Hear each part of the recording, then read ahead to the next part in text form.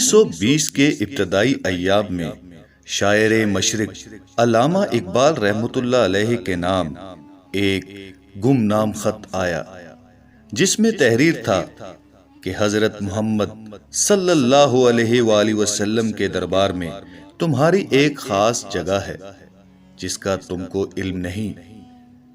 اگر تم فلاں وظیفہ پڑھ لیا کرو تو تم کو بھی اس کا علم ہو جائے گا۔ خط میں وظیفہ لکھا تھا، مگر علامہ اقبال نے یہ سوچ کر کہ راکب نے اپنا نام نہیں لکھا، اس کی طرف توجہ نہ دی اور خط ضائع ہو گیا۔ خط کے 3-4 ماہ بعد کشمیر سے ایک پیرزادہ صاحب علامہ اقبال سے ملنے آئے۔ عمر 30-35 سال کی تھی، بشرے سے شرافت اور چہرے مہرے سے ذہانت ٹپک رہی تھی۔ پیرزادہ نے علامہ اقبال کو دیکھتے ہی رونا شروع کر دیا۔ آنسوؤں کی ایسی جھڑی لگی کہ تھمنے میں نہ آتی تھی۔ علامہ نے یہ سوچ کر کہ یہ شخص شاید مصیبت زدہ اور پریشان حال ہے اور میرے پاس کسی ضرورت سے آیا ہے، شفقت آمیز لہجے میں استفسار حال کیا۔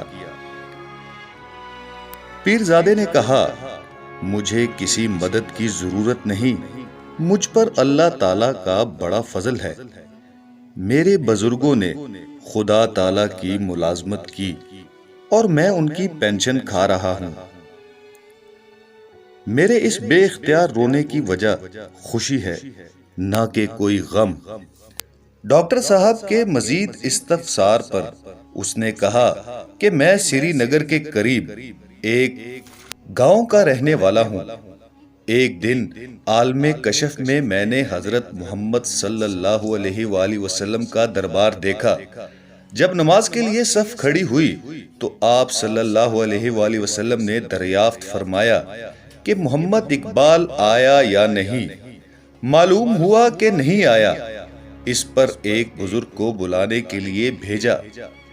تھوڑی دیر بعد کیا دیکھتا ہوں کہ ایک نوجوان آدمی جس کی داڑھی نہیں تھی اور رنگ گورا تھا، ان بزرگ کے ساتھ نمازیوں کی صف میں داخل ہو کر حضرت محمد صلی اللہ علیہ وآلہ وسلم کے دائیں جانب کھڑا ہو گیا۔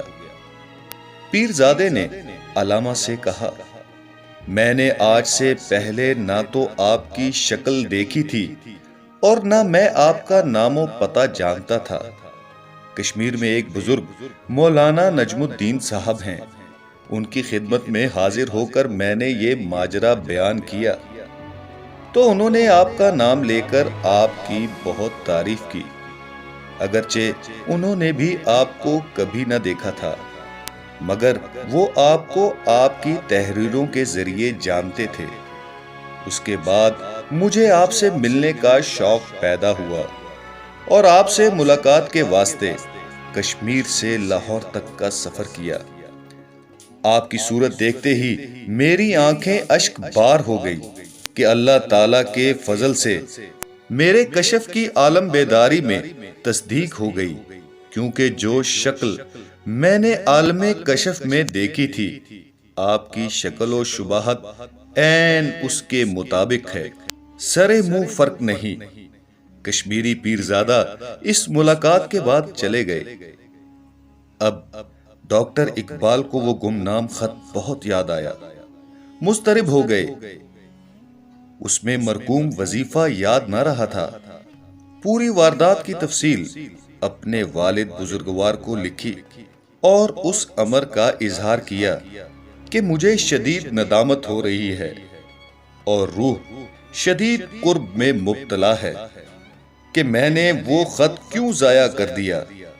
آپ ہی اس کی تلافی کی کوئی صورت بتائیں، کیونکہ پیرزادے صاحب یہ بھی کہتے تھے کہ میں نے آپ کے بارے میں جو کچھ دیکھا ہے وہ آپ کے والدین کی دعاؤں کا نتیجہ ہے، اس لیے آپ یا تو کوئی علاج اور تدبیر بتائیں یا خاص طور پر دعا فرمائیں کہ اللہ تعالیٰ گرہ کو کھول دے، کیونکہ پیرزادہ صاحب کا کشف اگر درست ہے تو میرے لیے بے خبری اور لا علمی کی حالت سخت تکلیف دہ ہے۔